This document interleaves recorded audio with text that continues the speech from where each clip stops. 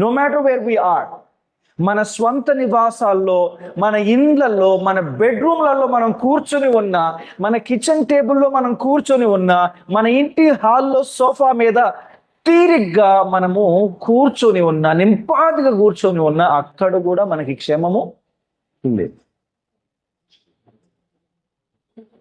చాలా మంది గత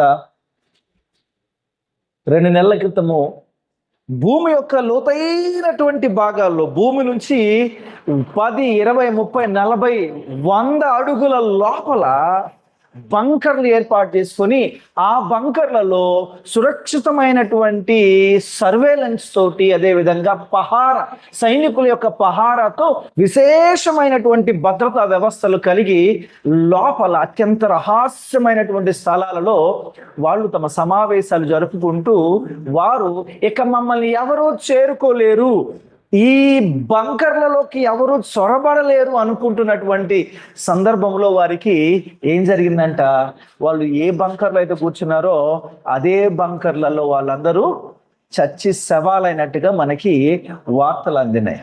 అండ్ అది నిజమని మనకి నిరూపితమైంది. అంటే ఏంటి? యేసుక్రీస్తు ప్రభుల వారి అందు తప్ప మనకి మరెక్కడ క్షేమము లేదు.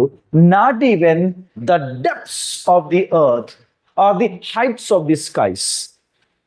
బహుశా అయ్యా అంతరిక్షంలోకి పోతే అంతరిక్షంలో మనకేమన్నా క్షేమం ఉంటుందేమో, అక్కడ మనం ఏ అపాయానికి అందకుండా ఉంటామేమో అంటే, అయితే సునీత విలియమ్స్ ఇంకొక ఆయన చేపోతుండే, అప్పుడు ఎలాన్ మస్క్ పుణ్యమా అని చెప్పి నాసా వాళ్ళు కింద మీద పడి చెమటూడ్చి సునీత విలియమ్స్ గారిని కిందకి తీసుకొచ్చిన సందర్భము గత కొన్ని నెలల క్రితం మనం చూసాం. ప్రియుల, ఆవిడ్ని ఏదో కొన్ని వారాల కొరకు పైకి పంపించారు.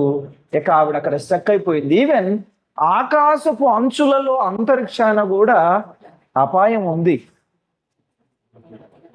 సముద్రపు అడుగు భాగంలో కూడా అపాయము ఉంది. బంకర్లలో అపాయం ఉంది.